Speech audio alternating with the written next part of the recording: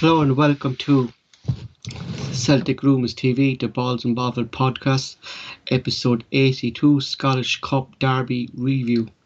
Our guest tonight will be It's Terence, Ter61 from our forum page.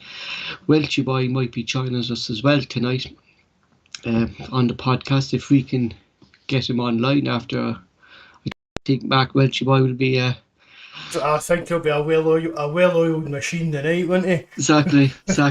Of course, our forum, the podcast is www.celticrumours.co.uk. Mark, if you want to get Terence on there, and I just run through the stats there for the game. I think, you there, Terence? Terence. Hello, lad. Aye, there he's here. Thanks for coming on, Terence. So the stats for the games there was shots Celtic had 22 to Rangers 19 shots on target. They had 2 each. Possession to Celtic was 46 to Rangers 54. Passes completed, we had none. Actually, for the first time ever. Fouls 18 to 22. Yellow cards 2 to Rangers 5. Red cards none, which I found very surprising. Terence, I start with yourselves. I think it was from the off. I think, did Ange get the starting lineup wrong, do you think, today, or was it just a bad day for Celtic? Well, I hit for me. Unfortunately, Jota is a good player. He doesn't come back. We all know that Rangers' strengths are full back, and he just doesn't can't back. And when they fight, Terence, you're off the crackly of that, bud. I'll hang up, Terence, and I'll call you back. okay, we'll do. I suppose when we look at the market, to getting Terence on, I think I've been saying this point for a long time about Callum McGregor in this role that he is, and big games like this, we seem to lose the midfield, and I think we lost that midfield battle today, and these games are running midfield. Mark, what do you think? Definitely, Paul. I've said that before about the kind of, and not just these games, Paul. It seems to be these games that we struggling overall is when we get out muscled in the midfield. Mm-hmm. You there, Terence? Yeah, I'm here now. Is that better? Yeah, that sounds a lot better. Aye. Sorry, Terence, you were just saying there. But within the first 5 minutes, Paul, you're kind of going like, it looked like we were after playing a match 120 minutes during the week, and Rangers were after playing no game. I mean, there was players and there was some of the players, and they looked absolutely wrecked after a few minutes. There was no energy, there was no nothing. And like Celtic, for me today, made Jermaine Lundstrom look like he was a world-class player. They gave him so much time and so much space. And it's exactly like Mark said. And we've said it numerous times in this, and Mark has said it numerous times. If you lose the midfield battle in this, more times than not, you're going to lose the game. And I just thought, like, Rogic was nowhere to be seen. As soon as he got the ball, they were clattering into him. Hitate, for me, I like him, but sometimes there's too much of these little flicks and little silky touches. Sometimes that's not what you need in this game. Like, you know what I mean? And I don't know. It was.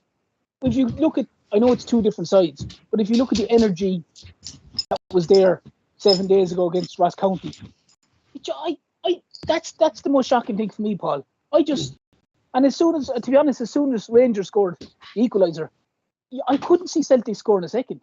I genuinely couldn't. I just couldn't, as much as it pains me to say it.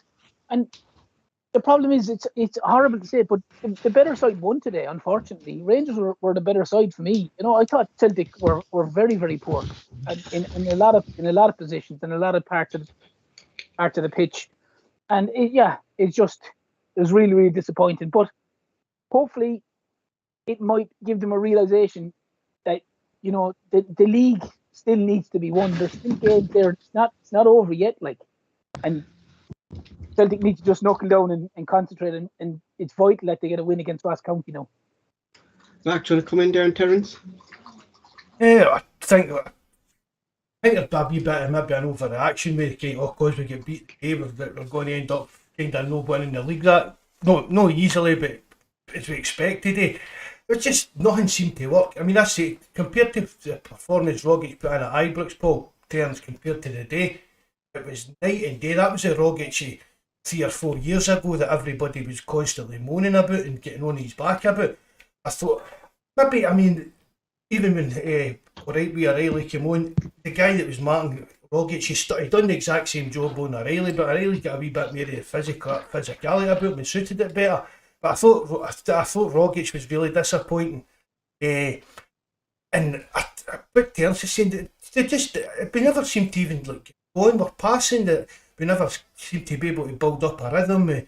And again, I'm saying that, but I don't like using the referees an excuse, but it was abysmal again today. That stopped him starting games for every wee stupid foul and that doesn't help a team like Celtic build up momentum and stuff like that. I was going to come to that, like you say, we couldn't get any rhythm, but we're not using that as an excuse today. Like, no, it's not an excuse, but the referee was shocking.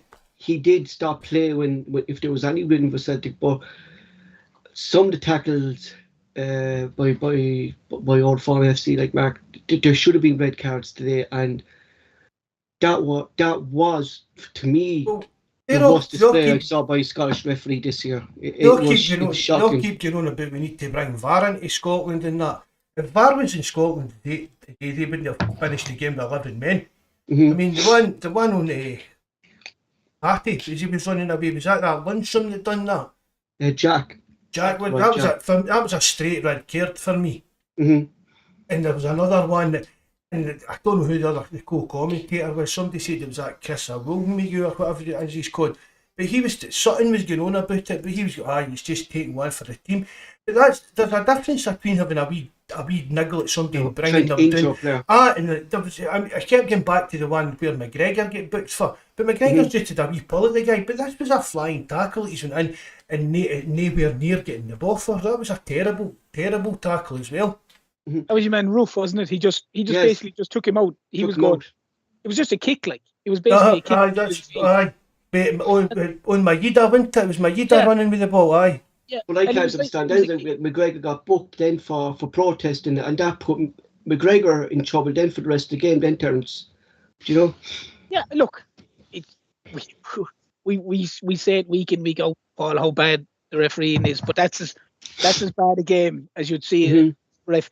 And yeah, he was shocking to Celtic, but he was just terrible in general. Exactly. He was just awful in general. I mean, regardless of whichever side it was, I just thought he wanted to be centre of attention again. He took the limelight out of this derby.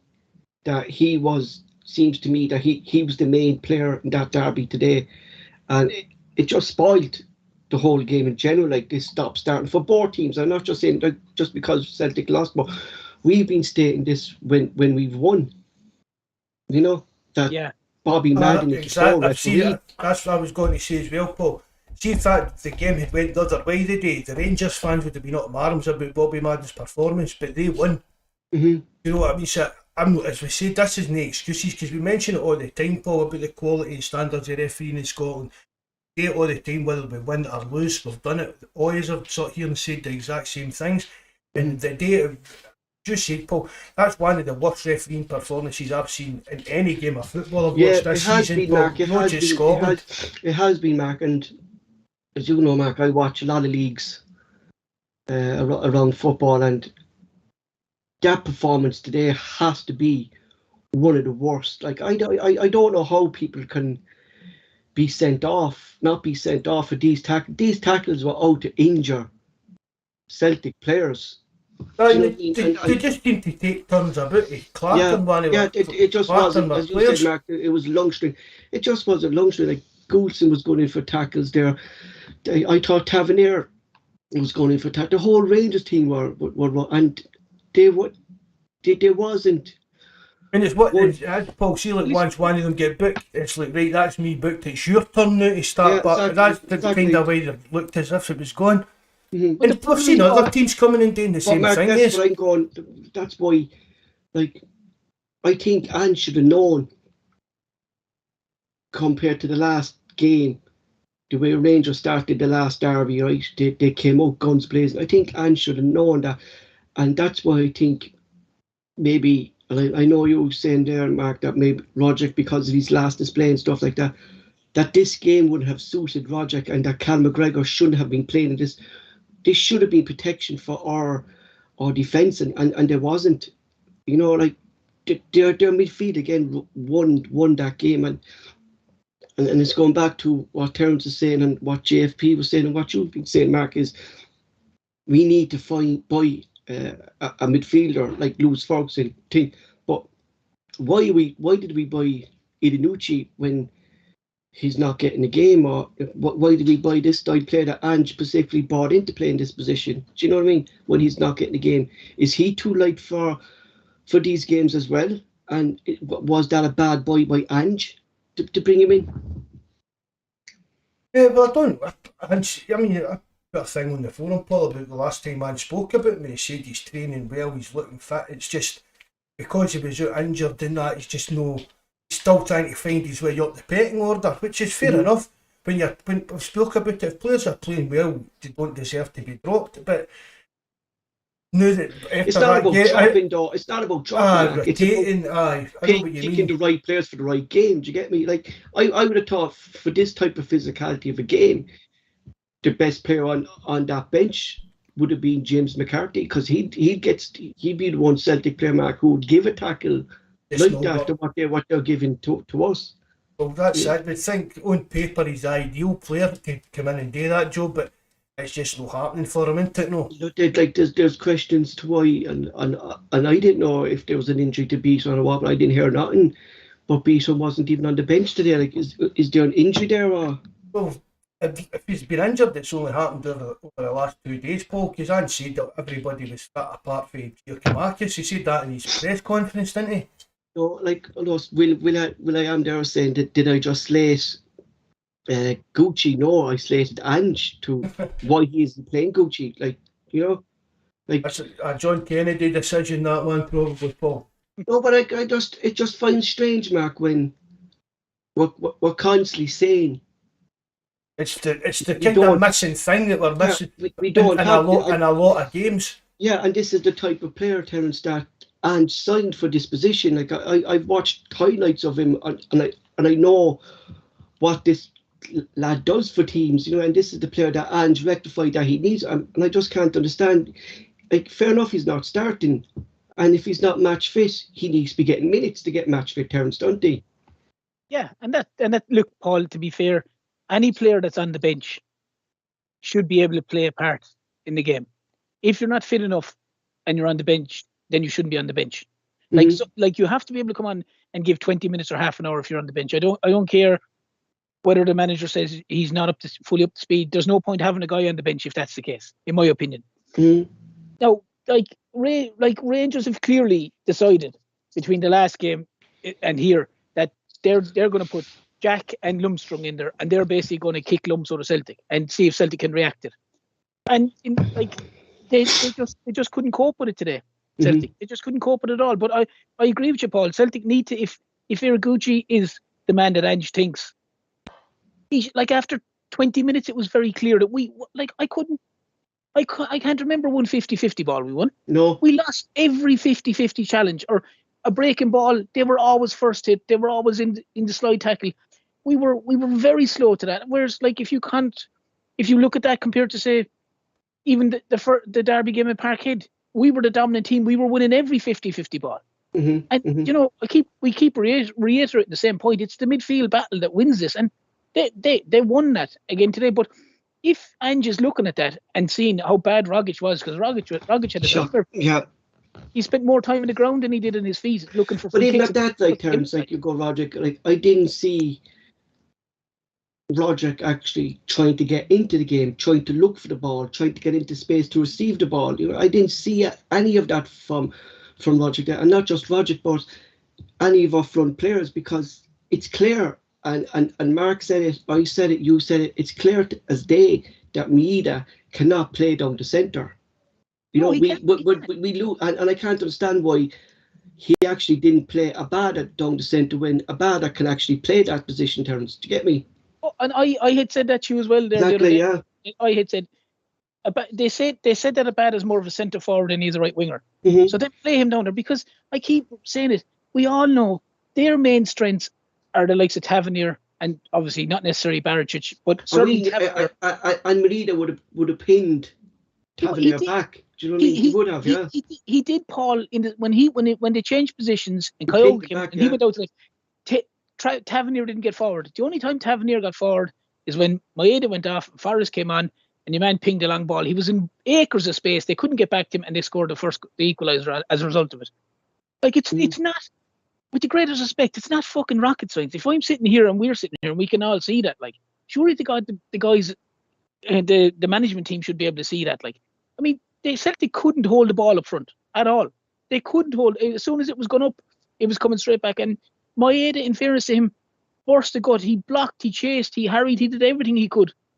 But like, I feel you if you look how good Taylor played as soon as he went into the left side of midfield, because he's tracking back. Because if you're a fullback, you have so much confidence in him coming back and helping you out. Jota doesn't do that. No, he just doesn't do that. Like he Tavernier in the first half and in the second half when Maeda wasn't there, Tavernier was getting up and down the line. Jota wasn't getting near him. And it's a glaringly obvious thing. Like, I don't know. I don't understand. Do you think Jota's decided that he's not going to be here next season? I just about to ask that, Mark, and He's not played too well for a while, you know. What I've said, what I was going to say, Mark, is, well, when I read the reports about you, about Jota, saying that he loses possession, he doesn't track back, he doesn't play in attack. Like, I'm actually seeing these things now in Jota that I've read out to you, Mark, in and one thing I've noticed about Jota in the last couple of games, Mark, is that, and we've criticised Mickey Johnson for this, and I know we have to criticise Jota for this, is that he doesn't see a pass. I know how many times I've saw Maeda or Kyogo or Nabada in a better position to receive the ball, and Jota decides to go for a shot when there wasn't a shot on.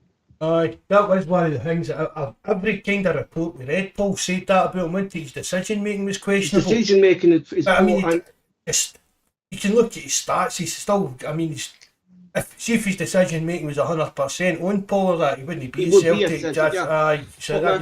But when the pass is on, Mark, and there's players in a better position than you to like, we've criticised other Celtic players in the past. So like, Jota has been criticised because of it. Like there was times today when Abada, Maeda, or even Kyogo were in better positions than him, and he took a shot on when there was two. Like, it was clear as day that Rangers players saw him as a danger. When you read that out, Paul, as we're kind of attacking line, but it's very, very lightweight, isn't it? We definitely missed Giacomakis today as well, I think. Because he pinned himself and Maeda in the last game. They pinned Rangers defence back. You know, and you could see today that there's no physicality in our team. No. You know, and does Ange want physicality in his teams? The next question. Do you know, does he not play like that? Does he not want does it always have to be this philosophy in football? But when you play against physical teams, Mark, it's very hard to play your game then, isn't it? You got to come in there, Terence. Yeah, no, I'm sorry, Paul, Mark. What I was just going to say that, Paul, is that if you are going to have a front line of the Jota, Maeda, Abada, and the likes of McGregor, these boys, and you don't have the massive physicality, that's the time when Celtic need to play a high tempo, quick, accurate passing movement that they've done. I mean, you know, this is what they've done in a lot of the games. Yeah. But we looked laboured today, though, Thames, didn't we? But there was nothing at no stage. Maybe for a spell in the second half when O'Reilly came on, it looked a little bit better. But at no stage did we start pinging the ball, moving it quick. There was like the movement and everything was really, really poor. I mean, Rangers for some strange reason, seem to have acres of space and move the ball much quicker than we did. So I can understand what you're saying if you don't have the physicality. But if you don't have the physicality in Giacomakis, you have to say to yourself, okay, interchange the front three, move them all about, do what they were doing in the derby in Celtic, where Rangers didn't know, am I going with him? Are you going with him? Who's going with that fella? Instead everyone, it was like statues. Everyone was so still. Because there was even at some stages today, because McGregor moves too far forward, that there was actually no one in the centre of the pitch, Mark. Do you get me? There was actually no one there. It's well, Paul, when we were talking about the kind of muscly, physical approach to the game. If you look at our two substitutes as well, we going about Ange's bringing on like for like. They just brought on Arfield. Who was it came on with Arfield? Was it Davis that came on him and Davis, Arfield? yeah. I mean, that's just how many times, Mark, has Davis actually won a midfield battle? And he's nearly 37 years of age.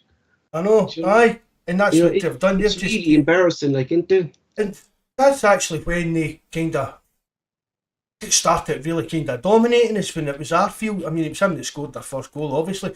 But it was when they two came on that they even started being more kind of dominant in the midfield positions and that. But see what you're saying earlier, Paul, there about if Ange, does he want this kind of physical player? Well, whether he wants it or no, Paul, he's got to. He's got to change. He's got to change his plans or whatever. The Scottish football, Mark, in any league across Europe, and I think it is, and I would say it is, Mark, is the most physicality league across Europe, and there's going to be these type of tackles going in here, and you're going to risk getting a player sent off, you're going to risk a player getting but you do need a player in there, Mark, that's going to rough up the opposition team, and at the moment we don't have that. Do you get me? No, there's no. Well, I mean, Beaton's got a bit of presence, but even Beaton's not that type of player, Paul. He's not going to. I mean, he's more like your kind of sulky kind of CDM, isn't he? He's not going to get in about the blood and guts of the flying tackles when the boots are flying about and things like that. And that's really what we're missing. I mean, obviously you want to get a player that can play a bit. But there's players out there, we'll keep saying it, Lewis Ferguson's an ideal example of it. A player that's got a bit of dig about him, plus he can play a bit as well.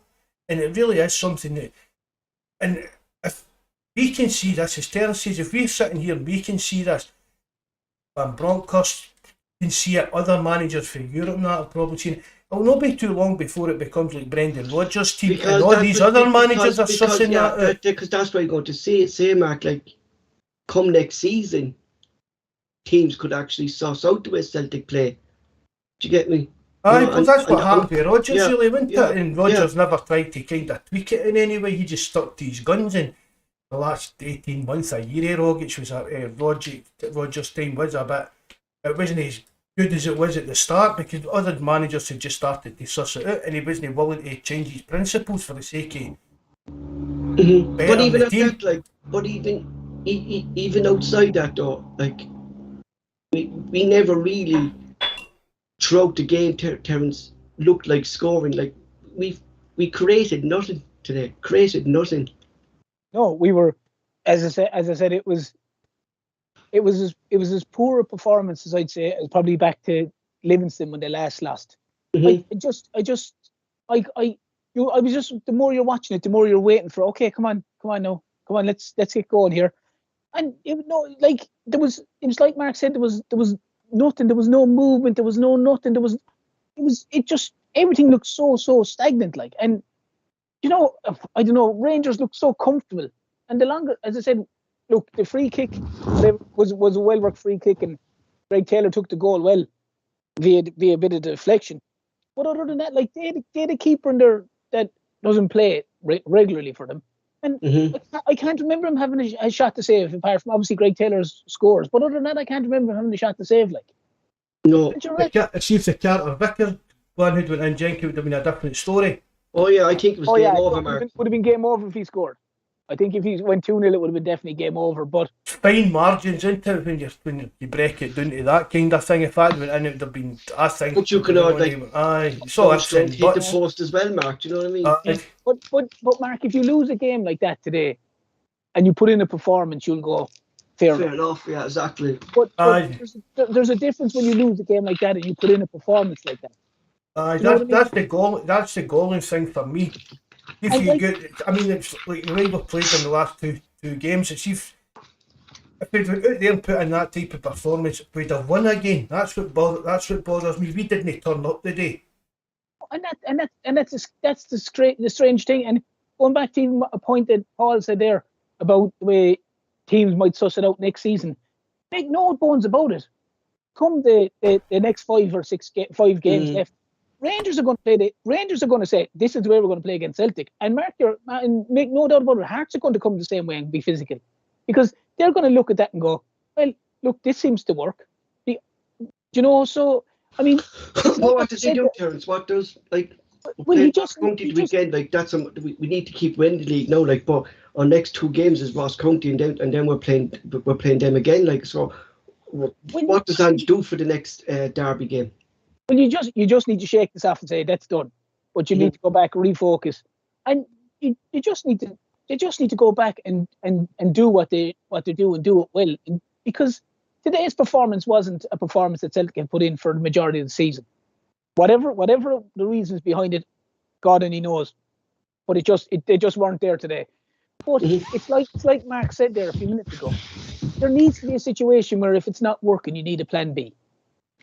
The one thing I noticed today, and I don't know if you noticed about it, compared to the other games, the derby games that Celtic have played, Rangers, the amount of times that Rangers seemed to go long today was unbelievable. Every time their centre-back got the ball, they rarely looked for the short pass. They went for the straight down the middle or straight down the wings. It was like they were kind of trying to counteract Celtic's press. And they basically They just overhit the midfield, and all of a sudden Roof was behind, or Kent was behind, or whoever was behind, and Celtic were chasing to get back. And that was something that I found glaringly different to what they done the last time. They took our press out of the game, didn't they, Terence? Yeah, they just literally, as soon as they got the ball, Barisic or Goldson they were looking at the angle passes, and we had pushed up, and they bypassed the midfield, they bypassed our forward line, straight to their forward line, and we were trying to get back around. That's why a sitting midfielder is vital to the players. That's where beating would have been good. See what you're saying? Yeah. That's what beating's good at doing, covering. Terence is saying the big long diagonal balls are just balls up the park. He can read the game that well. That Beaton can cover that. Exactly, Mark. Yeah. And it's strange, because I didn't hear nothing about Beaton being injured or anything. He was talking to Lee Griffiths and Tierney. Yeah. You could see him. He was in the tracksuit, but obviously he was. Whether you're only allowed to name X amount of subs, I don't know. I'm assuming you are. Or are you allowed? Yeah, but if he's not going to play Edeguchi, you know what I mean? And if he'd no intentions of playing him in a game like this, Beaton should have been on the bench then, Mark. Do you get me? Well, that's right. Well, I'm thinking there must be some kind of injury in it or something. I don't see any other reason for Beaton to be even on the bench today. Go and buy something. And Derek, welcome to the podcast, and thanks for joining us. He's saying Gio was a big miss today, and Kyogo, to me, actually wasn't 100% fit. I'd agree with that. I don't think Kyogo looked anywhere near fit. Do we need another striker next season? Oh yeah. Yeah. 100%. We need a spine of the team, Paul. I said this the other day, we need a spine of the team. If it was me, you need a centre, you need a centre forward, you need a holding midfielder, you need at least one centre back, you need a backup keeper, and you need a left back. That would be me. I'd say straight down the middle of the team and the left back position. Nothing against Greg Taylor. He's been playing decent football, but you need someone there of probably a better a Juranovic kind of left back. I'm gonna put it that way. For me, the next game against Denmark, my midfield three would be Beaton in the centre between the two lads, McGregor, and I'll put Turnbull in there just to have a bit more used to the Scottish game, some bit of toughness going into the next game. I play Beaton, Turnbull and McGregor as the midfield three. I'd actually take the skillful players out of it, because at least these fellas can pick out a pass. Turnbull, I mean, he's only a young guy and he looks quite skinny, but Turnbull doesn't mind a tackle, Paul, doesn't mind the physical side. Because they're used to the Scottish game, Mark. That's where I actually would play those three in that midfield area and let them have a pass then to the front three. I think Hayata definitely needs a rest and he needs to be taken out of the team for a while because the lad is to me looks burnt out. He looked dead. I said on the chat there, Paul, I thought he looked dead in his feet the day, Hatati, but he's came off a full season in Japan, so we've got to cut him a bit of slack for that as well. But that again, Paul, that's down to the sports science folk, and that to say, look, he's not 100% fit. He shouldn't be playing in these games if you want him to perform at his peak. I agree with what you're saying there as well, though, Paul, about the midfield for the next game, because it's, I don't know whether it was you or Mark mentioned it. You watched McGregor. McGregor is so good, but when he sees the team struggling like they were today, and like they did for the first goal in Ibrox, if he's your holding midfielder, if you want to call it that, he's literally having to push up and literally attack into the box. And there's no one there then to get me. Yeah. Like when we lost the ball, they're playing it into the midfield and it's wide open. The as Mark would say, the CDM or someone of that nature isn't there. So all of a sudden you've got Hatate, Rogic or O'Reilly or whoever it is, and McGregor. If the ball's lost, they're all ahead of the ball. Like there was one time there during the game today, and I watched this. Roger lost the ball, and basically, like he was basically walking. Hands in the air. I saw that as well. To get the ball back, like putting his hands in the air, like, and I look and go, like that's the Rogic old, isn't it? Exactly, it really is. Exactly, and you're looking going like, if you're going to be playing like that, like you're slowing down the way Ange plays. Do you get me? Like he said this about Roger at the start of the season. He's slowing down because he doesn't do the high press. You're playing with 10 men. You're playing with 10 men when Rogic is like that. I like the guy. He's gifted, but when he's in that humour and he's doing what he's done today, you're basically playing with 10 men. Because I didn't see him once chase back or harry or hassle or do anything. Every time there was a bit of a tackle and he went in with a tackle, he lost the ball. He turned to the referee, turned his hands up in the air or was on the ground. Yeah, look, we all know, we've all said that the referee was terrible, but you just have to try and put yourself about. But you're struggling. You're automatically a man down if he's in that humour, like Mark said. It's a Rogic of all, like. Yeah, just right. That's us. We've been on now for half an hour, and we get beat the day, and Nenes have mentioned any defenders playing badly. But I don't think they have. No, but usually if you're into, that's what I mean. If you lose a game, it's usually the defence you're piling on. The defence for me looked as solid as it normally does, Paul. I'm blaming the fact that we couldn't see the goals, Mark, is because our midfield was so open. That's what I'm saying, Paul. For me, the defence that they did, you couldn't pinpoint any individual mistakes that cost us the game that the defenders made. No matter what team you are, across any club, no matter what team you are, you have to have a player in your first 11, Mark, that's going to protect the defence. And we didn't have that. And it's fair enough, like when you say a lot of the time Celtic defence don't come under pressure in Scottish football, and that's grand. But when you're playing the likes of Rangers, Hearts, Hibernians, or even Motherwell or Dundee United, Mark, who are going to attack you, you need a player in there that's going to protect your defence. And we've seen him do it a few times against teams when he put Beason in there. And I don't see why he hasn't seen it yet in these derby games that the defence needs protection, and it's clear as day, like they do in these games, Mark, because Rangers won't sit back and let Celtic play their game. They'll get in Celtic's faces, and if Ange can't see that, or if John Kennedy can't see, like I don't know, Mark, is Ange so stubborn, stuck in his own way? Is he not listening to Kennedy? Is he not listening to Strachan? Like, there's something needs to change in the next derby, and there definitely needs to be a defensive midfielder coming into that team. I don't know, Paul. Ange's watching this himself, Paul. He shouldn't need John Kennedy to turn around and say to him about it. You know what I mean? It's right there in front of everybody's eyes. You're not going to be able to play your free-flowing football in every game. You're not going to be able to do that. No. Do you get me? Like, you even see the Man City's, Mark, when they struggle to do that. But at least Man City puts in the likes of Fabinho into these games, like against Liverpool. Or I know they got hammered the other day, but he still put in the likes of Fabinho just to sit in front of the back line. And Celtic need to do that, you know. I totally agree with you, Paul. I really do. But it needs to, as I said earlier, if Ange needs to look at the system and tweak things. It's not as if we're asking him to throw his complete philosophy out the window. It's just tweaking things to suit certain games and that. Suit certain games, like the style of play stays the same. The tempo you play it, the style you play, but it's just a wee tweak that you've got this body in there to do a specific job that is glaringly obvious is needing done.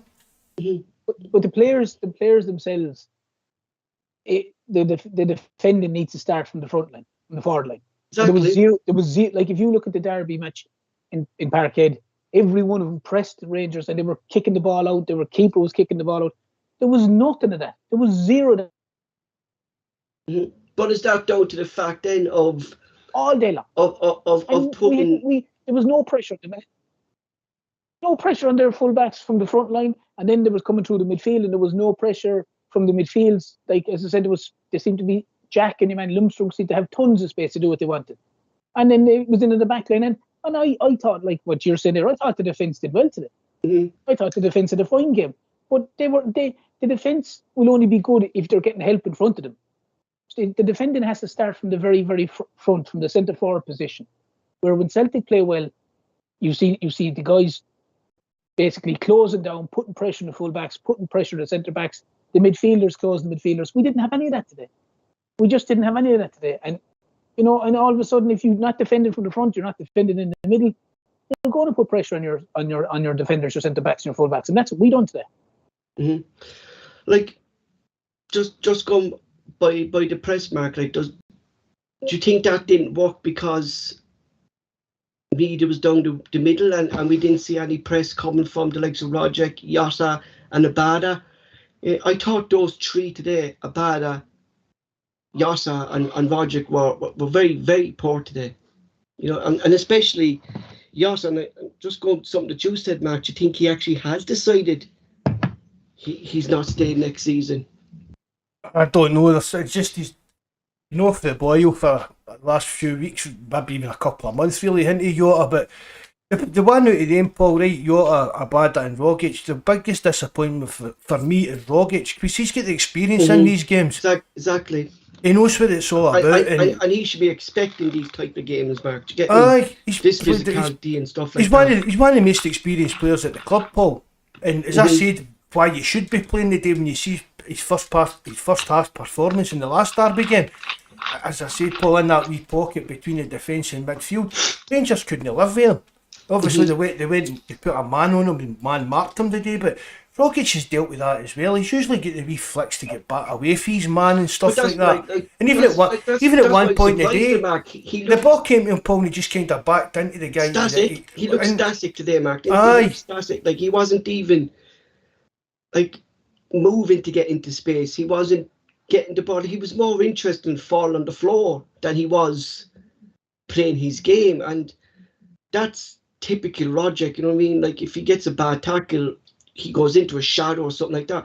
And like this season, we've saw him receive these tackles and just get on with the game, but he was so thin trying to get a free kick or things like. It was clear as day we weren't getting nothing off Madden today. No. And it was Rogic, as I said, it was just exactly. I mean, a guy, literally, kid, he's turned his Celtic career around this season, Paul. So fair play. I'm not absolutely going to slaughter the guy, but I was really disappointed in his performance, and even, as you're saying, Paul, even his attitude and approach to the game. I didn't think he was just quite on point. It just this for me, like this. Do you think maybe they thought they just had to turn up the boat into their own hype? Celtic. I was just about to say that, Mark. I think because we've been on a winning streak and the last two games, bar the first 15 minutes of the game in Celtic Park, that this now should be this actually could be a blessing in disguise for the run into the title, because A boot up the backside for them. put the lads back on their backsides and go, right lads, nothing's won yet. You know, if we turn up against teams like this, and if we don't create chances against Ross County, Mark, who are another physical team, we're not going to be winning nothing. You know, so as Terence said at the start of the podcast there, we need to regroup, put this loss behind us, and admit that we didn't turn up to this game, because we can blame Ange all day long, but the players themselves, Mark, need to have a look at themselves today, because this is a resemblance of last season, and if not worse than last season's performance today. You know? It's still only a 1.5, Paul.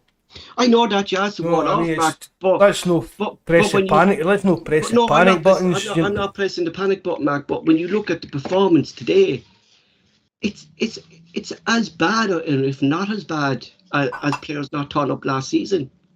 Do you get me? I know, right. I know what you mean by that. Aye, definitely. That's a good analogy, Paul. That's what it reminded you, that kind of performance. But that's what I'm saying, Mark. Is like they should take this game as a wake-up call. Like 6 points, Mark. I still can't see us lose 6 points, but use today's loss as a wake-up call that nothing's won yet. Do you know what I mean? This is when, Ange and that, you're looking for them to get into players' heads, Paul, and plus the guys we've bragged up all season, like your Callum McGregor's, Joe Hart's. No, I mean, they've been across this. It's up to them now to install that into the players in their meeting, wherever it's tomorrow or Tuesday or whatever, and say to them, it just shows you we need to work hard during games. We don't just need to turn up and we're going to win. We still need to put the shift in on the park. And that's how they put that to me again, Paul. For me, then it's attacking. I can't really fault the defence, Paul, but the midfield to the attack, they didn't put in a shift, Paul. They didn't even stand up and be counted and make themselves that they were there kind of thing. It was just a really, really poor performance in the two departments across the park. Mm-hmm. Like, what do you think, Terence? Like, what we've learned, we've seen it, but what do you think Ange could have actually learned from this game today to bring on to the run into the league title? It's hard to say. It's just they just need to probably stay focused. Brush this off. Thankfully, okay, look, it's a semi-final of a cup. It's never nice to lose it, but I'd rather they lose this than lose the league game. Just refocus and go, okay, look, this is just put it down to a bad day at the office, like we've all had, and just regroup and go, okay, we need to look at where we've gone wrong. We need to look at what we allowed them to do that we shouldn't have done ourselves, and just basically work on it. Like, Celtic are too good a side to just be bad, to just go bad overnight. They've been too good for majority of the season. They've played some fantastic football. It didn't happen today. It didn't happen today for the majority of the team. I'd have to agree with Mark. The only person I would think in the midfield for me that had anything past Mark would have been, I thought, Callum McGregor wasn't too bad. I certainly thought he tried. He was driving forward. He was trying his best. At least he was even getting stuck in a bit. But you need to just go away and refocus and just realise that, look, we need to regroup, and we need to basically just get our act together and get back to winning ways and get back to doing what they were doing well, which is playing good football, good attacking, fast, accurate passing football. We can't use the excuse that we lost Giacomakis for losing the game today. There's so many other elements to that. And guys just need to look at themselves as well, Paul, and go, I need to work when I'm playing.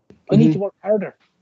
It's not good enough. It's not good enough for me that if some fella clatters into the back of me, that I stand there and throw my hands up in the air and go, how's that not a free?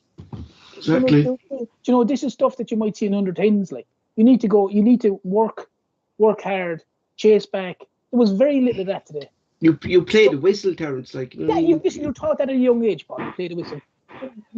They need to go back to fighting the way they were fighting beforehand. And do you know what I mean? If you look at the Derby game, in Ibrox. They like Rogic. They burst the gut. They tracked. They tackled. They headed. They kicked it. There was none of that there today.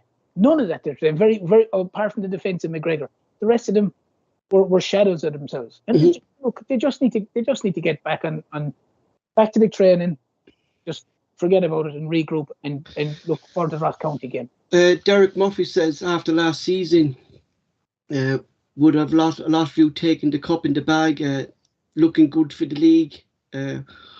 Who would have bitten their hand off for this and off of Mark? Of course, like Mark, look what Andrew's done to this club. Mark is brilliant. Like the triple was always going to be a big ask, Mark, and thing like. But I think getting beaten by your bit of rivals in a game when you didn't turn up is something to take. Definitely it hurts. You know what I mean? It really does, kind of thing. But as Terence says, the players have just got to start against Ross County, stand up and be counted, Paul. And as we've said there, hopefully this is a kind of boot up the backside to them. They don't need to just turn up and win games.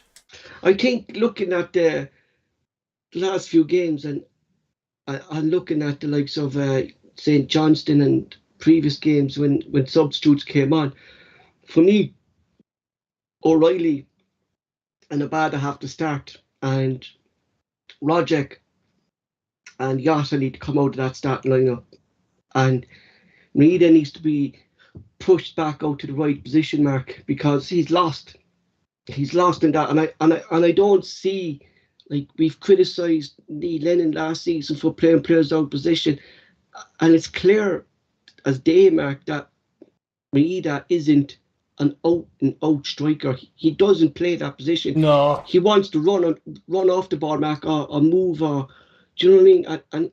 And he doesn't. Like, I'm not saying he doesn't know how to play. He does, but he's not suited to that position. No, it's definitely not his best position, Paul. I mean, I thought Kyogo didn't look fit of that. I thought. Did he look as if to me, Kyogo looked, Mark, is that, like, we always saw Kyogo, Mark, running around like a headless chicken, chasing down everything. But today, I thought he looked like a player, Mark, who was afraid in case he pull a muscle or pull a hamstring. Maybe you might be right, Paul. Maybe that's just wasn't fully. Yeah. Committed, is that the right word to use here? But he definitely didn't have much an impact in the game, didn't he? No. But there's going to be a big difference, though, Paul, to your, as we would all know, training fitness and match fitness.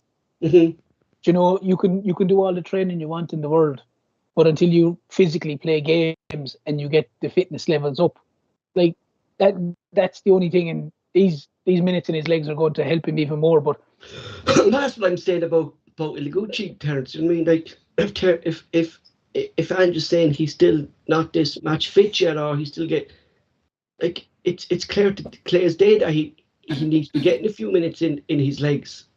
Either him or James McCarthy. Yeah.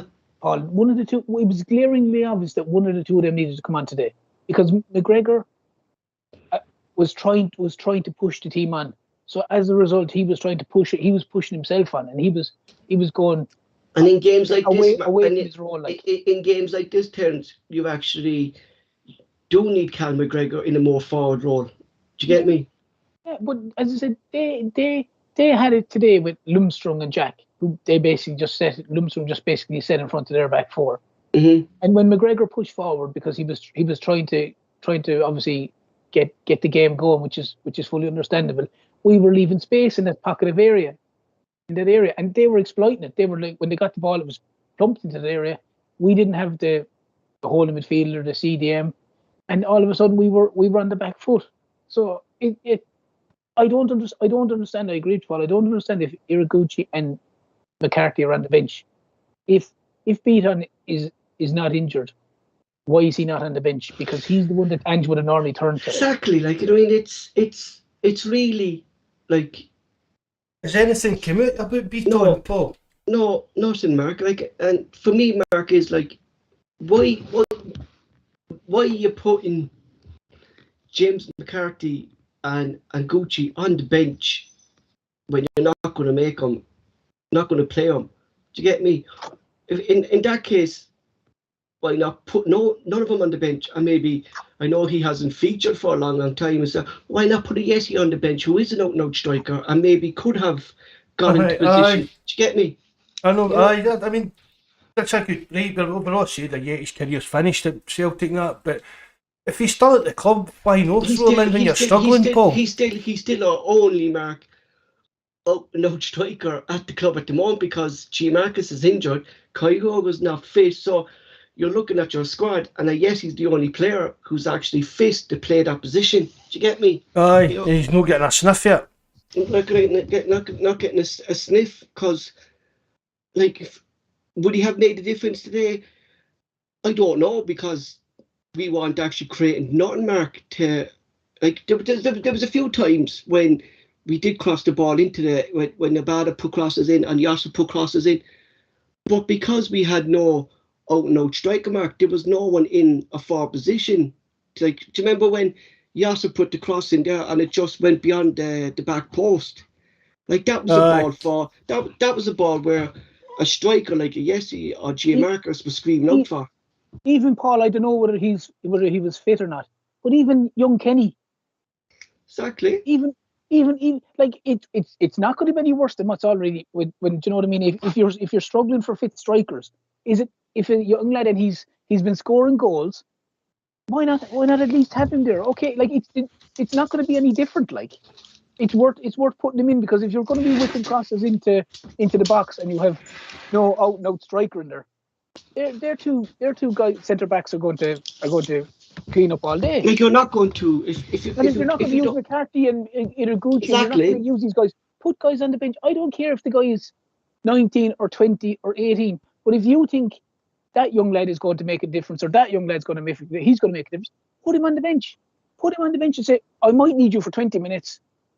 He could have stuck him on an extra time for 20 minutes, because I agree with you, there's no point Iraguchi, there's no point McCarthy, there's no point whoever it may be on the bench if your man's going, I'm definitely not going to use him, I'm definitely not going to use him, I'm definitely not going to use him.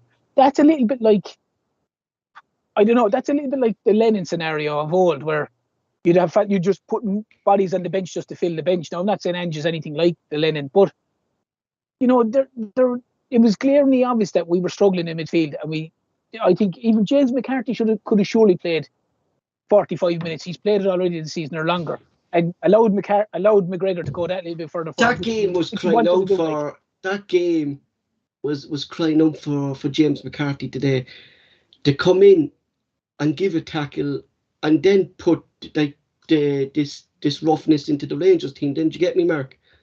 You know? Well, James McCarthy was kind of known as a player, Paul. That's what he would have done. That was part of his game. It was like your ball-winning midfielder and about the guts and darter tackles and stuff like that. I mean, he's got to be fully fit now, Paul. Definitely, Mark. You know what I mean? I mean, fair dues, he got injured and then he had COVID and stuff like that. But for one reason or another, it's hard to figure out why he didn't give McCarthy a chance today.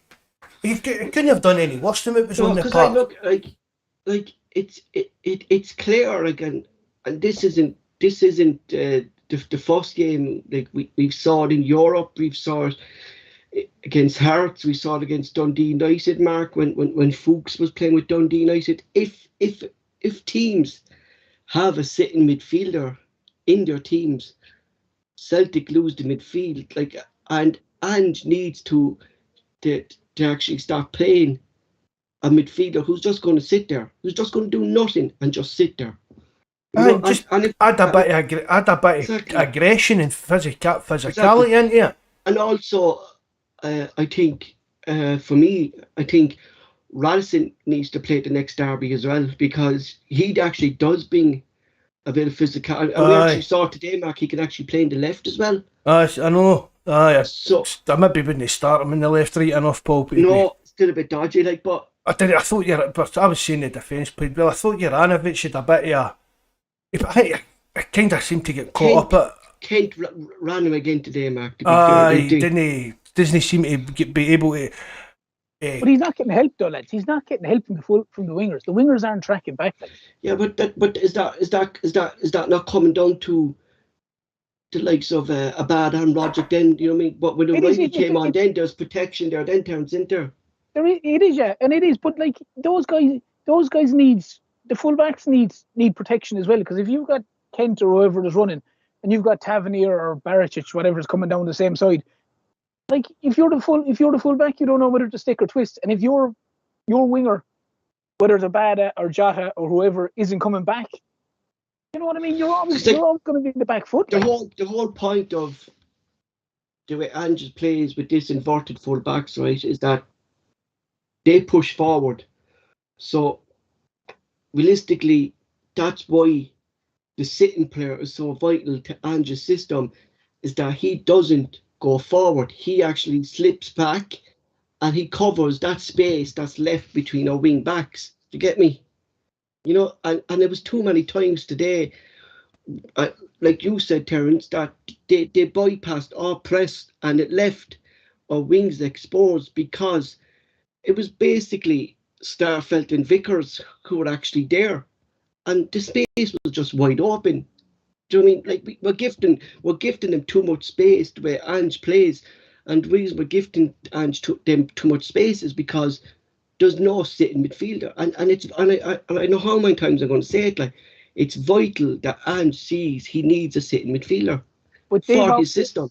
They've obviously seen that from the last. Exactly. They've targeted it because they didn't play like that in either the Derby games that I've seen so far. Any of the Derby games? No, they didn't.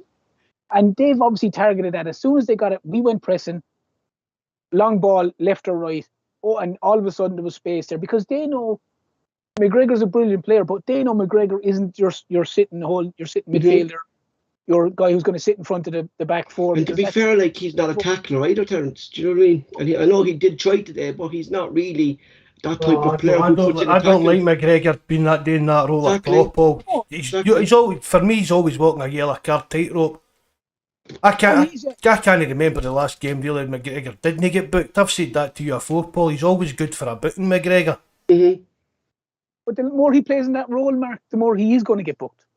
Definitely. I mean, because he's at that age now, he's not going to learn how to time tackles and stuff like that now. Do you know what I mean? No. He's like obviously I'm not comparing him like for like, but he's like Paul Scholes. Exactly. Paul Scholes was a dynamite player, but he was the worst tackler I've ever seen in my life. Yeah. You know, definitely. I'm not comparing like with like there, but just in a similarity. No, they're definitely. I've said that before as well. That's who exactly he's like. He just people go on about all these kind of all-round midfielders. For me, McGregor isn't your kind of all-round midfielder because he's not got that defensive kind of instinct in his game, part of his game. Yeah, but if Ange can learn and the management team can learn from this and say, okay, look, let's look at this. Look at the way Rangers have played. They've decided our press when it comes up, they're going to play this kind of ball. Celtic then need to go, okay, hopefully they'll look at it and go, okay, we need to put X, Y, and Z here, or we need to do X, A, B, C, whatever it is, to counteract that.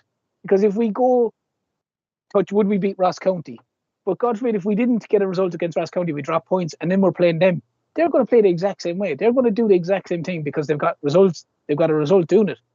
So Celtic have to be prepared for the same thing. And hopefully Celtic will fight fire with fire the next time. Because you know what I mean? They need to get stuck in, as you said a million times, and you've said it a million times in here, Mark. You have to win the midfield battle. And like Paul said a while ago, we can't go in with that same midfield today. If we go in with that same midfield, and there's too much tippy-tapping going on there for me today, there was, instead of maybe, like McGregor's the only one I saw at one stage when flying in with Lundstrom and attacking. Other than that, we were losing 50-50 challenges all over the field. We were even losing 60-40 challenges. There was a few challenges that you'd have expected Celtic player to win, and it wasn't happening. They were kind of, Mark, what I noticed today. I noticed a few times Hattati kind of shut that tackle. Aye, jumping out of the tackles, Mark, weren't they? They weren't getting. Aye, they weren't kind of. They were kind of flicking the toe in as opposed to flying in, like. Mm-hmm. Mark, what would you do for the next game? Like I asked Terence, what do you think Ange would have learned from this game, and what he should do for the next derby? Because the next derby is key. the league could be won the next derby. I'm hoping that if Beaton's injured that he's fit to start. I'd have Beaton in the midfield for a start, and if Giacomakis is fit, I'd have him up front as well to start. I think that would have made all the difference for me today, Paul, if they two players had been available, or similar players, or whatever you want to say. But if they two players had been available and played it, would have for me it would have been a totally different game. Giacomakis just a big presence up front. I mean, the guy, he's shown now, Paul, why Celtic bought him, why he was the top goal scorer in Holland last season. I mean, he's really impressed me in the second half of this season. He really has. Fair play to him. And I mean, this a few months ago, he was another player we were questioning whether it was going to work out for him. But I mean, he's made a lot of his eat our words over the last few months. So for me, I've got to go, Paul, with Beaton in there. My midfield would be Beaton, McGregor, and O'Reilly, and I'd have Giacomakis up front. Yeah, agree with you. Well, the wing, I'd probably try my out in the right, and you're going to go with Jota because you can always have that wee spark. I thought when O'Reilly came on, Mark, there seemed to be a lot more running in the team when we took off Roger. You know what I mean? There's some games that I think Roger doesn't need to be playing. You know, because if we play against teams like Rangers when we know we're not going to have a lot of possession, Mark. Well, after Rogic's performance the other week, Paul, every one he's had when he was starting 11 today, we did this. It's a hindsight, it's alright saying that now because he had a bad game, but if he didn't have a bad game, and you know what I mean? That's what I'm saying, Mark. Like, without taking a risk for the next game, I'd put O'Reilly in there. Oh, 100%. Even down to the fact, Paul, O'Reilly, because he'll do a lot more running. He'll put in a better shift than somebody like Rogic will. Rogic is like the French national teams. I mean, the rugby teams and the football teams. Cheese eating surrender monkeys. Yeah, you don't know who's going to turn up, Mark. Do you know what I mean? You don't know which Rogic is going to turn up for a game. He's either honest, and if he's not honest, he's poor. But in fairness, his record against Rangers is unbelievable. You would always have to start him. What I would say is along the lines of what you're saying is, and you maybe should have made the change sooner. You know, because it looked after 20-25 minutes. That substitution was crying out for half time. He wasn't in the game, you know. So from that point of view, but I'd agree definitely. It's either Beaton or McCarthy, but one of them needs to start to allow McGregor to go forward, and then again, whether it's O'Reilly or whether it's Turnbull or whether it's Rogic, one of the three, that between those guys, like I'm assuming Abada is probably going to be out now because he looked like he's whether it was hamstring as well. But if Abada was fit, I wouldn't be playing Jota. I'd be playing Maeda and Abada and Giacomakis if he's fit. Because I'm just saying there after the game that Maeda and Abada picked up muscle injuries. You know what I mean? More fatigue, I suppose. You yeah. know? So hopefully, but if they are okay, I would be playing Maeda, Abada, assuming Giacomakis is fit. I wouldn't be starting Jota. No. For me, Jota hasn't been playing well. I saw he scored 1 goal in the last 17 games. And he has been poor. That's right enough, but Termsai 1 goal and 17 off. I wouldn't have said that. The only reason I know that now, Mark, is they put it up before the game started. They were putting it up in the Premier Sports thing. They said he scored 1 goal in the last 17 games. I saw that and I was like, that's a pretty poor return for a player of his level. Like, and I know he's just coming back from injury as well. But James Forrest today, how far off it did he look? He was caught rotten for the first goal. Mark, he's not running, and we've said that. I was watching a dodgy stream. I was watching, Paul, but it looked as if he looked heavy again to me as well. He looked heavy on his feet, Mark. He did, and he looks like a player, Mark. For me, I think his days at Celtic are numbered. You know, I really do, and he's been a great servant to Celtic. But if Ange needs to let players go, to bring in more players to suit his system, to trim his squad and bring in new players, I think James Forrest has to be one of them, Mark, to be honest. But we spoke about it before as well, and you've got to look at it. puts his offer, and because for me he's only ever going to be a squad player. He's never going to become a first choice right winger again for Celtic, I don't think. And I've spoke to a couple of guys, Paul, and they said, oh, they should move him into the middle, play him through the middle kind of thing. But for me, his time as a first choice player at Celtic's over, and he's in a heavy wage, Paul, so you've got to look at that as well. Exactly.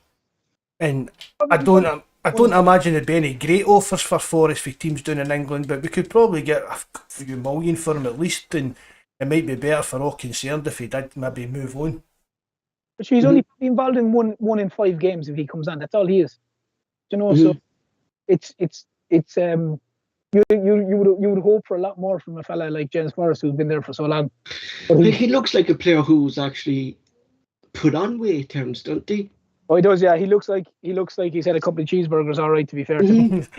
You know, because Mark, what we saying, Mark, at the start of this, we got 32 shorts and the 36 shorts, I'd say. Yeah, because like Mark, what we saying at the start of the season, that he looks like a player who lost weight. I know he looks like a player, Mark, who's actually put on weight. Hello. Fucker. How you doing? They're well shown, Paul. Oh, Brian, what? Bit disappointing today, weren't they? Fucking shite. Straight to the point. But that's what we were like, Brian. Like we didn't turn up today. Like, you know what I mean? We Never just turned didn't. up. Never turned up. You know, I think Never turned up. like we were saying that he needs a holding midfielder because it was again Clare's day today. We lost that midfield battle. It's all right saying you lost the midfield battle when people don't show for the ball. That's what happened. You know, we shouldn't have made it a they made it a battle. We never battled back, but we never played football either. No, not once did it. Hatati was hiding from the mud goal. Definitely. But the Yankee Rockets today, Welshie. Shut it. Yeah, listen, I'm wound up today. I just thought the players, as much as I've to take the plaudits and everything else, which deservedly so, today they shut it. Just went hiding. They did, like McGregor was up for it. You could tell he was up for it, but nobody was in the same wavelength.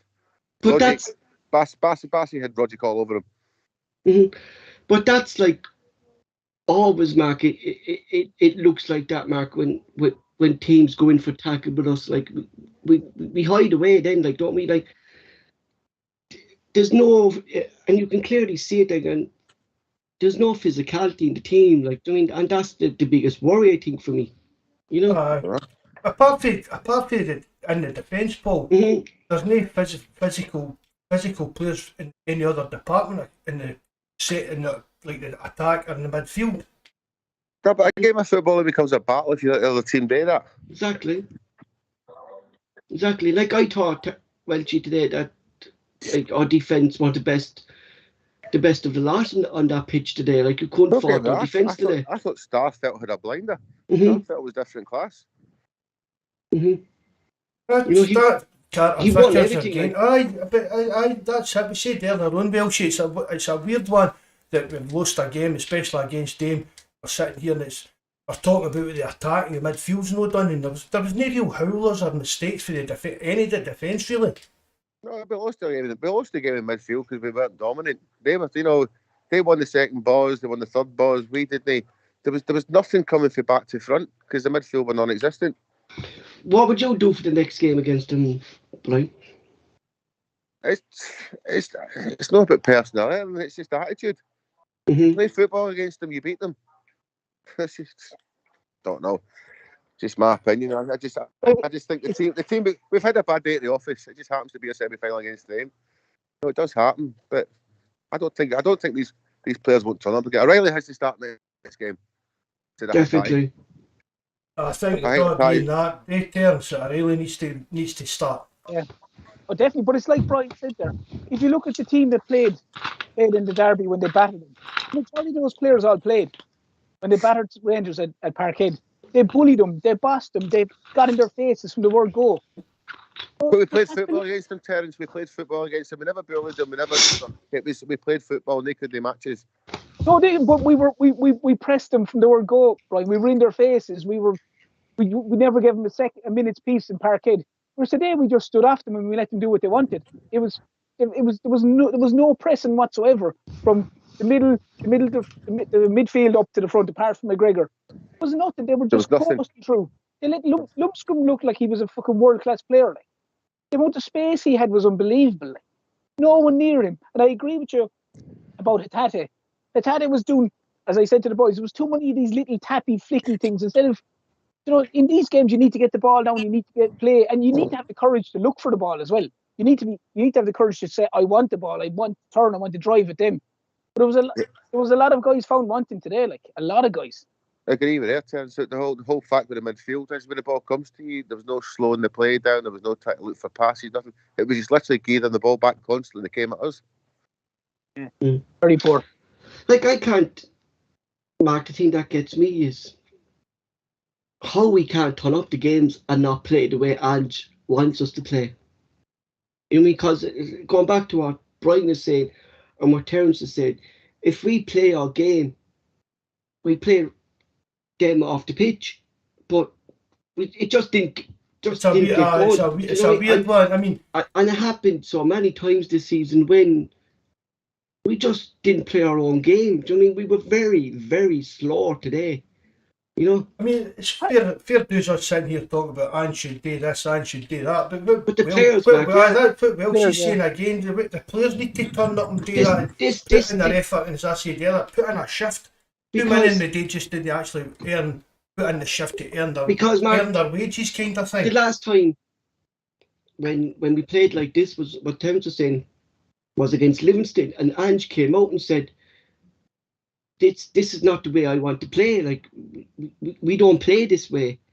So this falls back on the players. It doesn't fall back on Ange. They got their tactics spot on. That Broncos, he changed his tactics, but Bassi on Rodgers. He bypassed our midfield, didn't he? Once you cut the neck off Rodgers, the midfield's gone. Mm-hmm. You know, just pure old-fashioned basic Route 1. Winter, that's what they done. Basic Route 1 old-style football. But we kind of like, if we're going back to that Denmark, like the Route 1 game is like, but we kind of dealt with that. But their goals were because of a forward line not tracking back. You know, we dealt with their Route 1 over the high ball over the midfield, like Starfelt and Vickers were taking the high balls all day long. Do you mean like the reason Arfield, I think, got his goal, Mark, is because there was no one tracking back with him. Like there was 2 Rangers players going for that ball at that time, and there was no one there marking him. You know? That's attitude as well, though, Paul. Like it's true what Mark is saying there. We can say about Ange and this, but that like it's the player's attitude. If Jota doesn't break his balls to get back to trap, that's what I'm saying. Yeah. Or as Brian is saying there, if Hayate isn't showing for the ball, or when Rogic gets the tackle, he's standing there throwing his hands up there instead of breaking his arse to get back. That's attitude. That's player's attitude. The manager, like these guys are getting unbelievably well paid. It's a player's attitude. If he wants to burst the gut to get back there, if he wants to throw his hands in the air, do you know what I mean? That's not the manager's fault. That's the player just being a lazy bastard in the middle of the field, to be perfectly honest. What did you think of the ref today, Brian? Well, I think, do you know something? He was fucking shocking. But I don't buy into this. It was his fault. Do you know what I mean? No, we said that. I've been saying my wee things on Twitter today and stuff like that. He was shocking. Aye. Just terrible, but that's not an excuse. I hate excuses like that.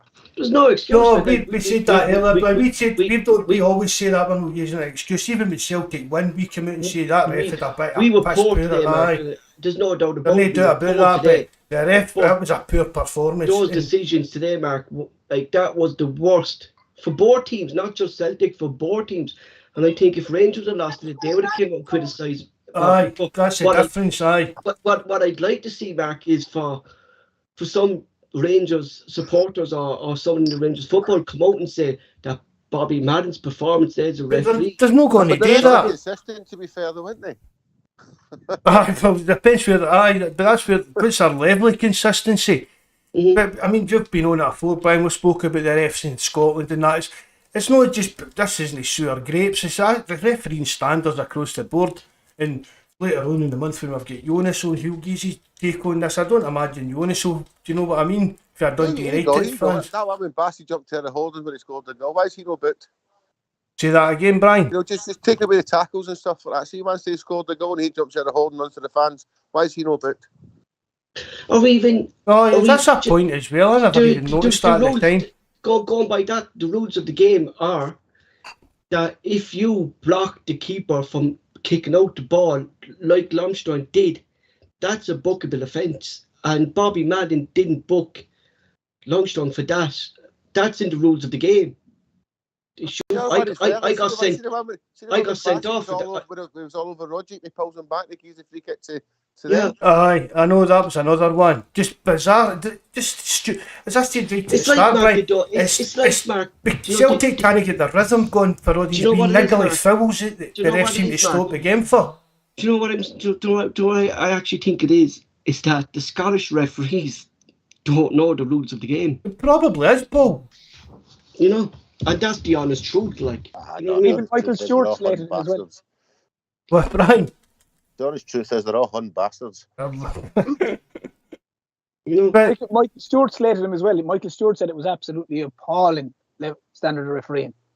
Even though if you want to take it from I know Chris Sutton was the same. Chris Sutton said he was brutal. People might say Chris Sutton is obviously it's Celtic, but Michael Stewart was the same. Michael Stewart said the referee had an absolute shocker. Said he was absolutely horrendous. See the fact is though, it was shocking, but it's always shocking. And the thing is, we shouldn't be talking about the referees. No. Celtic no turning up. That's all about it. Like the whole point of it today is that Celtic lost that game. Celtic should have known the way Bobby Madden was going to ref that game today. You know? Where did that beard come from? Rangers fans gave it to him. Lana Wolf donated it. That's what Barry looks like. That's what Barry looks like. I messaged him today and said, "What's your twin brother doing refereeing that game?" That's what Iceman looks like, Big Barry. You're like, Brian, did you hear anything about Bison being injured today, or why wasn't he on the bench, or? I don't. You know, the team selection I was happy with. No problems with that. So that same team was the same team that beat them last time. So, you know, it's turned up. They never turned up. It's one of them. It's just horribles that is to take. Because I was saying, I'm not going to slag them off or anything else because I think this season has been absolutely fantastic. I said, Brian, earlier on the podcast that this defeat could have came at a good time, could be a blessing in disguise for us. To these Celtic players that nothing's won yet, and we need to turn up for every single game. There's never a blessing in disguise getting beat with them. I know that, but for the running, it's you know what I mean. That nothing is run yet. Do you get me? No, to be fair, I mean, one of my pals he put on Twitter before, and he hit the nail on the head. If we were going for a double, if we knew we were going to win a double this season, exactly. There's no reason why we won't win the double this season. You know, that's some achievement. It's just hard to take these group of players who I'm going to say we over-expect of them. We've realised how good they actually can be, and then they never turned up. But then it's hard to swallow. That's the thing that's getting me, Brian. Yeah. We didn't turn up. It's not exactly when we went out there and gave it our all and get beat unlucky. We get beat you always want to come away for 8 games and go, well, do you know something? Everybody left it out there, but they never. That's the hardest part. Where is the next game? Is it at home or is it away against them? At home. We're at home. 2 weeks. I mean, are they going, like Michael has said, will they get away with these tackles with 60,000 Celtic fans screaming at them? Aye. I just think the players turn up differently.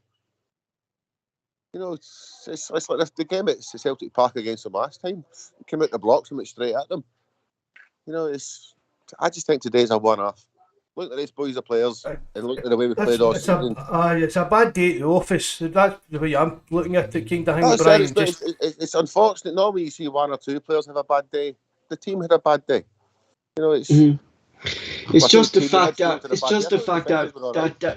the way we lost. That's what gets to me. The way we lost the game. A lack of effort. Paul was totally scunnered early on. No, he had to go for a lie down.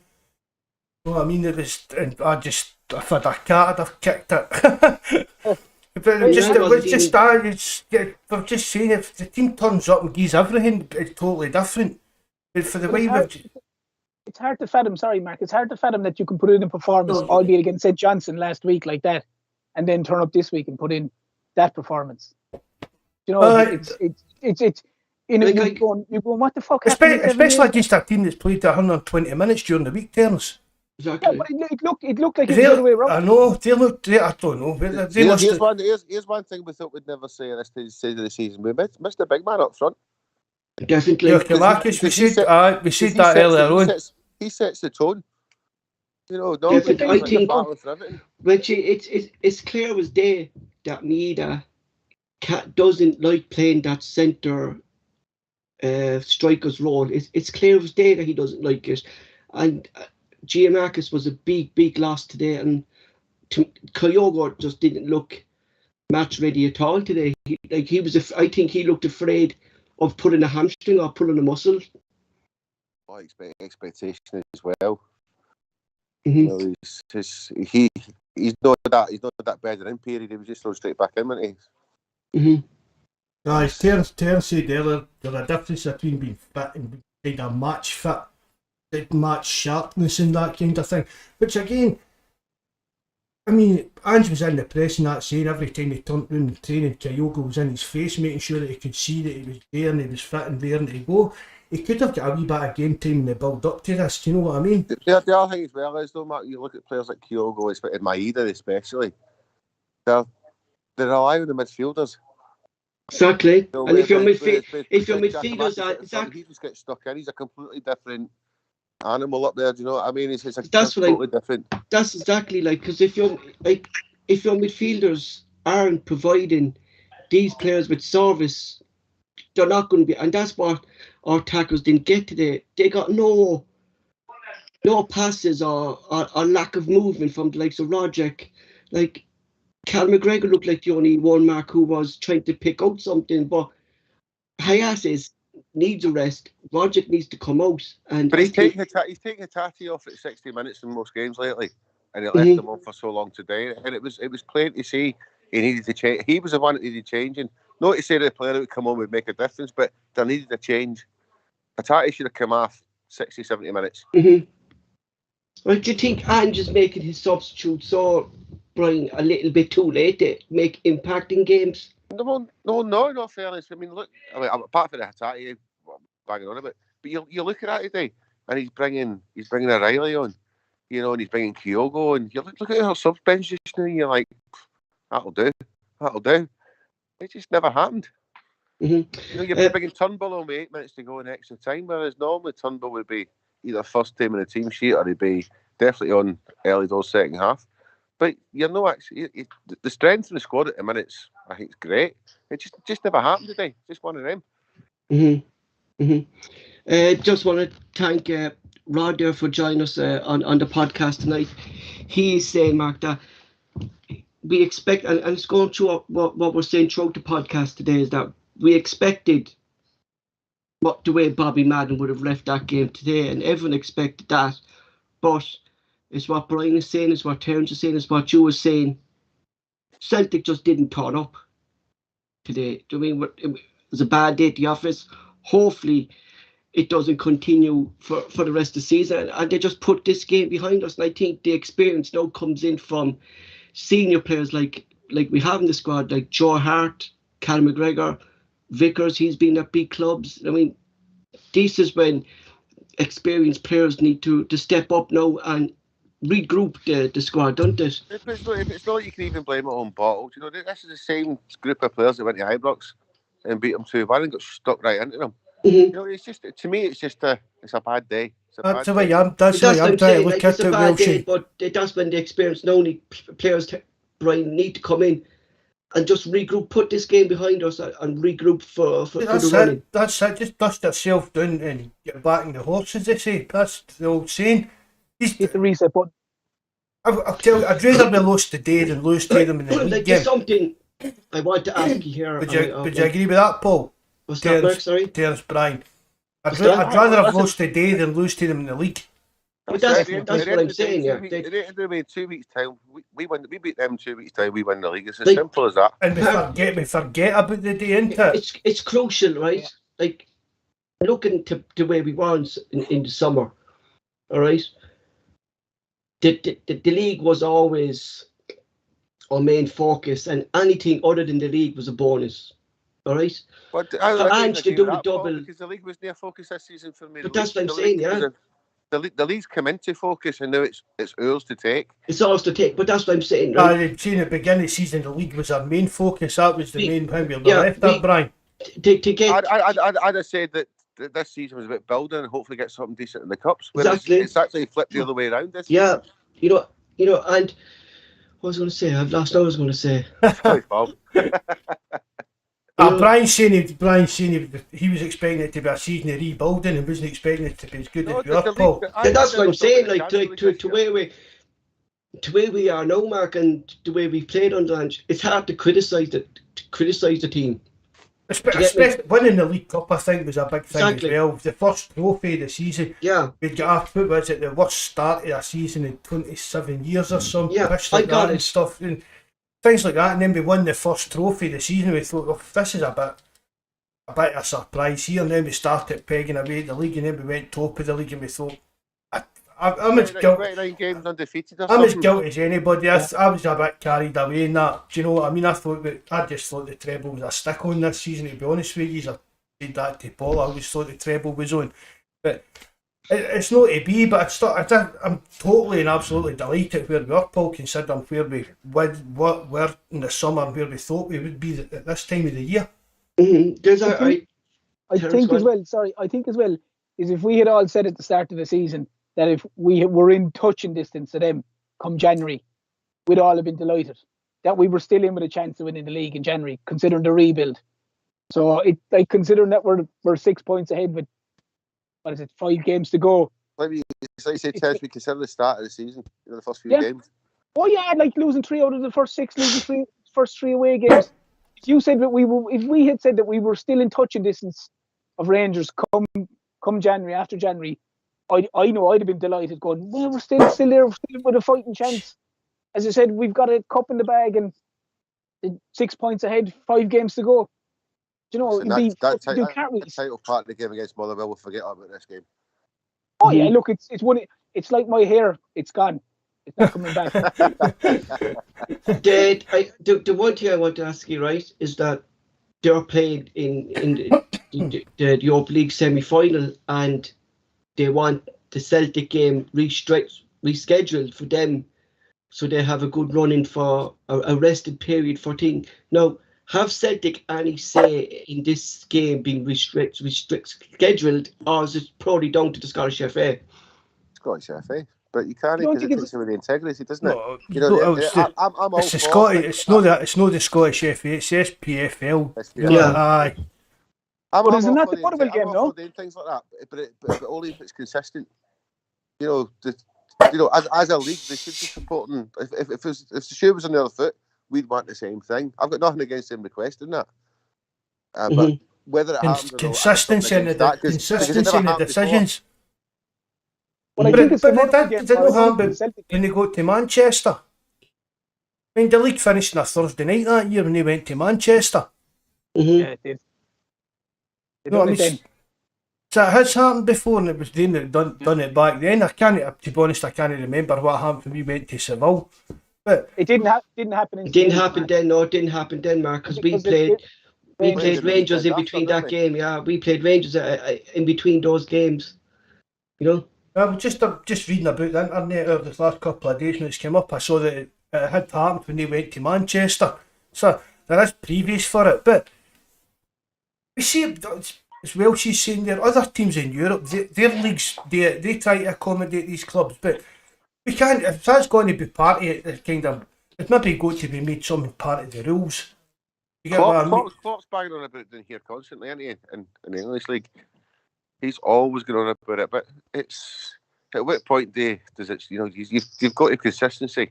There needs to be decisions made whether they're going to support them or not. You don't just make an off-the-cuff decision, do you? And the kind of demands on clubs and teams these days, Welshie, most teams are playing two games a week kind of thing, so if the TV and all these leagues are demanding all these games because for money, there's no space in the kind of timetable for these games to just get moved at short notice. Because we've got all these games, we've got international friendlies, we've got all this rubbish. There's no many spare dates in the calendar to allow games to be kind of just juggled about at short notice. I thought it was the Motherwell game that they're looking to get through, not the Celtic game. I was nearly sure it's the Motherwell game they're looking to get through. It is the Motherwell game, It's not the Celtic game. Not the Celtic game they're looking to get moved. I'm sure we can reschedule that so the league could be over by then. That's it. It's the things of being successful, isn't it? You've got to just take it as it comes. Well, that's the thing as well. Well, see, I mean, these big, massive super teams there in Europe, but Bayern Munich, Real Madrid, and folk like that. You never hear them moaning about fixture congestion and things like that when they're getting into the latter stages of Europe and winning leagues and winning the cups and everything. Do you know what I mean? And the Rangers keep going on about, we could play two teams and stuff like that, so I don't see what the problem is for them. No, get on with it. I mean, don't get me wrong, I wouldn't be against it because, it's the type of thing you'd want yourself if it was us. But it is what it is. Football's football, it's never changed. It's like Brian said, it needs to, if they do it, it needs to be, they need consistent. To consistent that if, for argument's sake, if it was Celtic in 2 years, 12%, 2 years time, that the same rule of thumb applies to them. It needs to maybe something wrote into the rule book that if you're in the latter stages of Europe, you're allowed to ask for one game to be moved to help you out with that kind of thing or something like that. But you can't just have it coming, right, that's us, so try and change it now kind of thing. Even regardless of that, Mark, you could have it could be a simple thing as that they have an unwritten rule or a gentleman's agreement that if that's the situation that a team, either Celtic or Rangers, get to a latter stages like that it's a given. Yeah, we'll accommodate you as best we can. Like, Like that, though, isn't it? But TV dictates football these days, doesn't it? That's that. Well, that's what I'm saying. But with the amount of games they expect them to play to meet all these TV contracts, there's no spare dates to juggle games about. No. Look at the chaos it was causing when we were moving the winter break forward there. When are we going to play these games and that kind of thing? Exactly. What about my wife chasing me just now because I'm having a cigarette? Is that your missus shouting at you there? I get that back. What about Amsey wooden leg is going off injured when Norman was around him? My leg's in better nick than his, I think, Paul. You're what? My leg's in better nick than Ramsey's, I think. Fucking hell. He's an embarrassment, isn't he? I know. What even happened to him, Paul? Just went down. One of the boys said that he snapped his shoelaces. He snapped his shoelaces? Snapped his shoelaces and hit off his calf. That's the 50-50 tackle with a daisy. And Rangers got a penalty. That just epitomises the bastard, doesn't it? I don't even know what the financial things are with him. But to get somebody like him, even though he's injured all the time, forget that fact. But to get somebody his ilk on that type of money and stuff like that and still be able to survive financially, how the man's there? It's the reason. Juventus are paying. No, Juventus are paying that. Juventus are paying his wages 100%, 100% of it. And he's paying his own medical bills. Yeah. Fuck's sake, I'd rather pay his wages. He's after applying for a medical card already, boy. That's what he is. A wee blue badge for parking. Unbelievable. But that's all about. I think that was a publicity stunt, and just to get him, I don't even know. It was for me. I was just a agreement there just to try and get him fit for playing for Wales. That's all that is. That's all that is, yeah. And that's his main concern is to get to Europe with Wales because. That's this morning said they were going to get Bale next season as well, weren't they? Oh Christ! I saw that. Yeah, Gareth Bale. Yeah. Who is?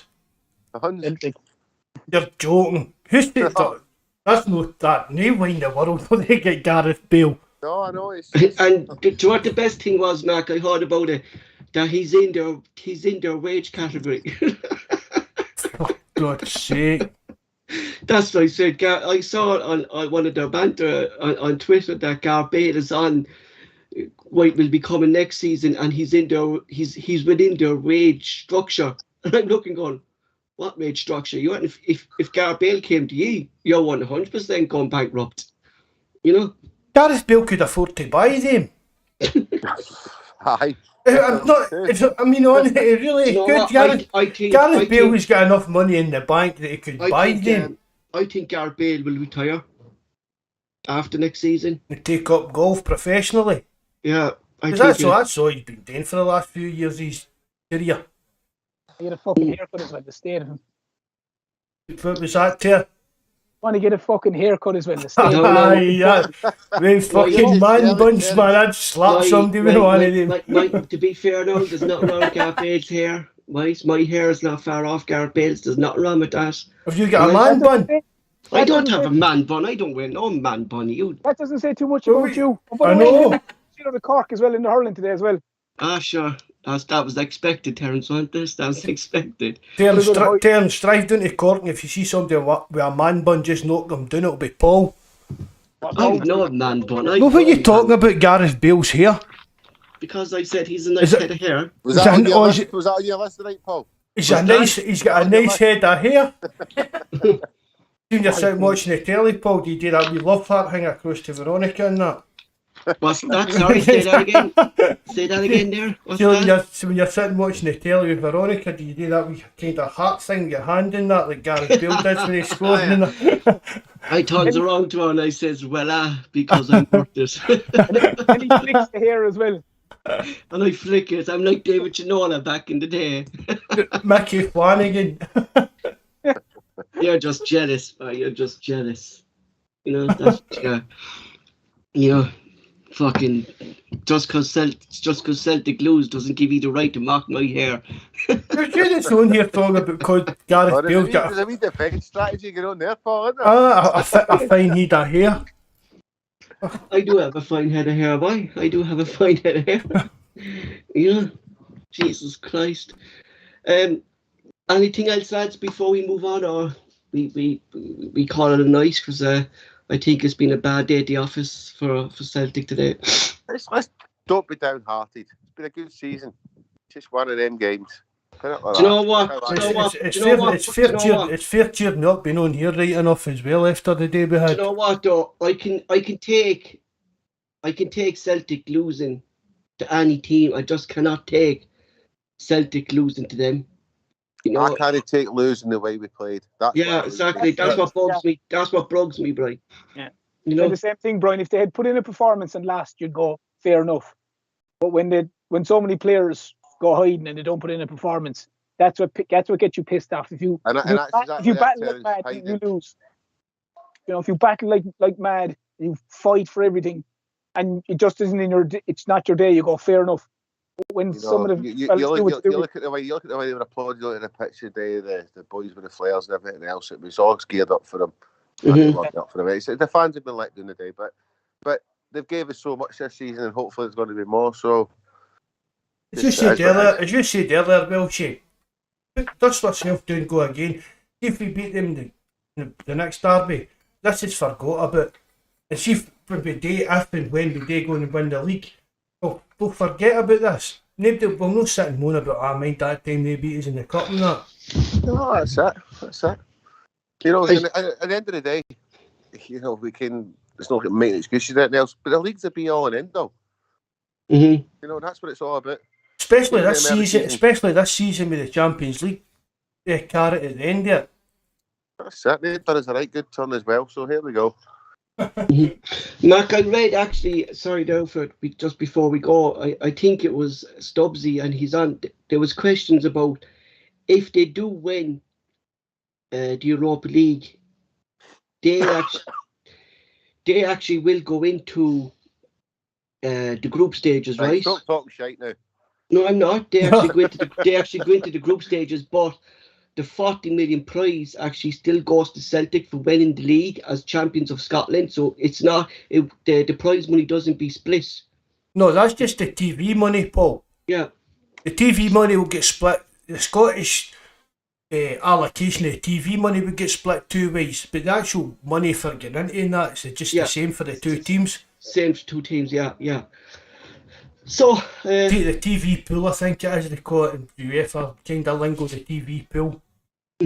That's it, Mark. If there's anything else you want to add before we go. Well, I'm fine, mate. Just thanks to you. I know you were a bit scunnered and your knees giving you a bit of jip. Thanks for coming on. Terms, Brian, you're a lot soberer than me, Paul. I actually thought you were going to be. You still out in the shed? It's still for a lack of trying, believe me. Are you still out in the shed? A few of the boys in there when the phone rang. I was like, oh shite. Oh, right. But Thanks for coming on anyway, and everybody joined the live chat as well. Boys, hail. Hail, lads. Right, hail, lads. Good night and God bless. Good night. Here, boys. Good night.